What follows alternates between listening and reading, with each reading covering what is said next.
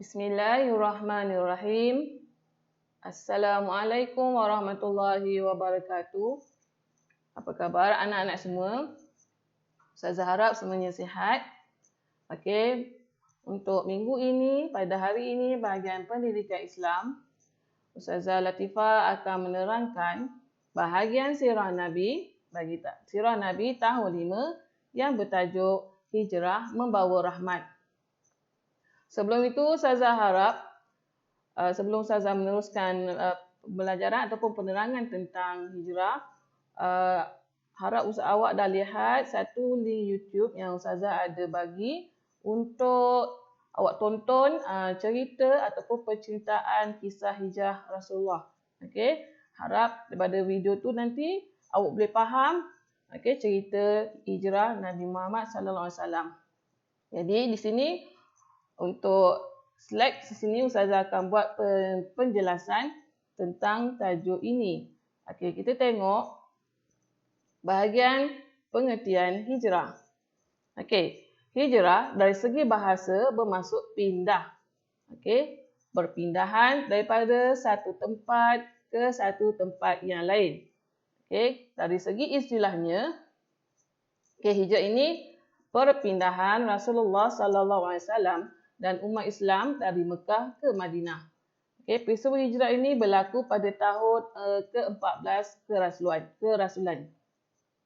Baik, kalau kita tahu hijrah ni berlaku pada setiap satu Muharram. Maknanya setiap satu Muharram. Ini berlakunya penghijrahan ni berlakunya ataupun terjadinya kalender Islam. Maknanya satu Muharram.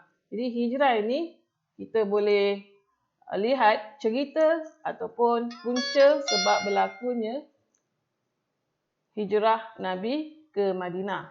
Okey, apakah faktor-faktor berlakunya hijrah? Okey, faktor utama berlakunya hijrah kerana Allah Subhanahu Taala telah memerintahkan Nabi Muhammad sallallahu alaihi wasallam berhijrah. Okey.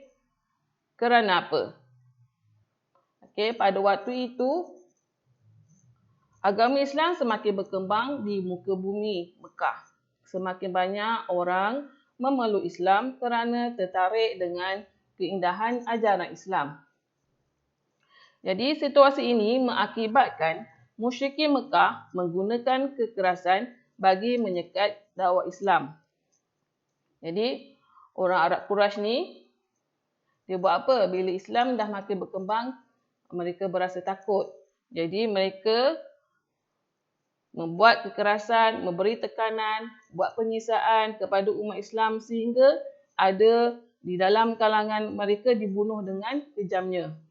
Mereka juga penduduk kaum Islam atau penduduk kaum Muslim di Mekah juga dipelau serta menerima cacian, penghinaan dan dilemparkan fitnah oleh Arab Quraisy. Itu faktor yang kedua.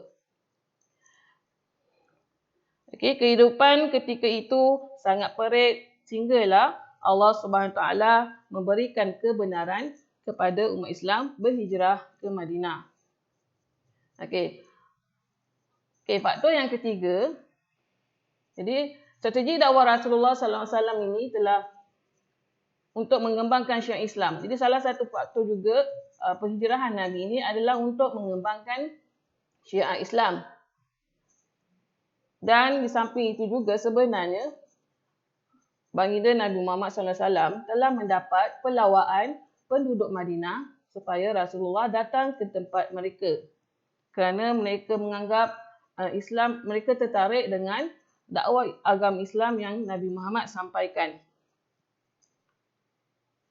Jadi para sahabat berhijrah ke Madinah secara berperingkat-peringkat dan secara rahsia agar tidak diketahui oleh musyrikin Mekah. Itu adalah faktor berlakunya hijrah. Ada berapa faktor di situ? Ada 4. Faktor utama berlakunya hijrah Nabi Muhammad ke Madinah. Kita lihat pada kronologi peristiwa hijrah Nabi sallallahu alaihi wasallam ataupun jalan ceritanya. Nabi Muhammad sallallahu alaihi wasallam kita tahu tadi berhijrah setelah mendapat perintah Allah Subhanahu Wa Taala melalui malaikat Jibril. Jadi baginda pergi menemui Abu Bakar As-Siddiq dan merancang untuk berhijrah. Jadi untuk yang pertama, salah satu taktik Nabi Muhammad dan Abu Bakar berhijrah ialah Nabi Muhammad telah meminta Ali bin Abi Talib tidur di katil baginda.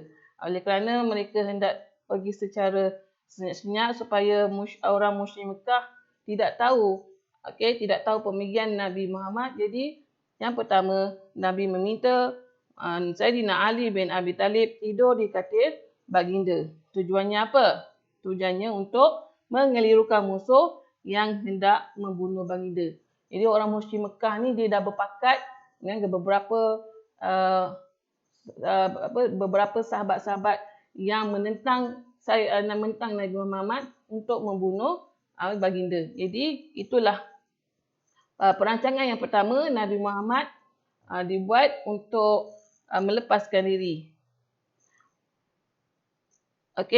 Pada waktu itu juga, rumah Nabi Muhammad sebenarnya telah dikepung oleh penduduk kaum musyrikin Mekah. Jadi dengan izin Allah Subhanahu Wa Taala, baginda dapat melepaskan diri daripada kepungan tersebut. Setelah itu, baginda dan Abu Bakar bertolak ke Gua Sur yang terletak di selatan Mekah. Jadi bersama-sama dengan Abu Bakar As-Siddiq, Nabi Muhammad berhijrah memulakan perjalanan dan menetap di Gua Sur bersembunyi di Gua Sur selama 3 hari. Tindakan ini diambil bagi mengelirukan pihak musuh. Jadi pada waktu itu Nabi Muhammad bersembunyi di Gua Sur bersama Abu Bakar As-Siddiq, tetapi selamat daripada jejak musuh Nabi kerana pada waktu itu Gua Sur itu telah ditutupi dengan tutup dengan sarang laba-laba. Jadi dengan izin Allah, orang musuh Nabi kata takkanlah Gua Sur ni ada orang. Jadi Nabi Muhammad dan Abu Bakar Siddiq selamat. Jadi mereka meneruskan perjalanan ke Madinah. Setelah 3 malam mereka bersembunyi di Gua Sur. Semasa dalam perjalanan, seorang musyrik yang bernama Suraqah bin Malik berjaya menemui jejak Nabi Muhammad SAW, tetapi tidak berjaya menangkap baginda. Baginda dan Abu Bakar radhiyallahu anhu meneruskan perjalanan mereka. Sehingga mereka tiba di Quba. Mereka tiba di Quba dengan perjalanan yang panjang dan bercabar. Akhirnya di Quba baginda mendirikan masjid. Jadi masjid Quba ni adalah masjid yang pertama dalam Islam. Pada 12 Rabiul Awal tahun ke-14 kenabian, Nabi Muhammad SAW dan Abu Bakar tiba di Madinah. Ketibaan Nabi Muhammad disambut dengan penuh kegembiraan oleh para sahabat dan penduduk Madinah.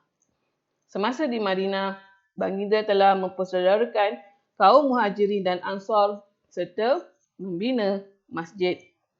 Kini masjid ini dikenali sebagai Masjid Nabawi. Di Madinah ada Masjid Nabawi.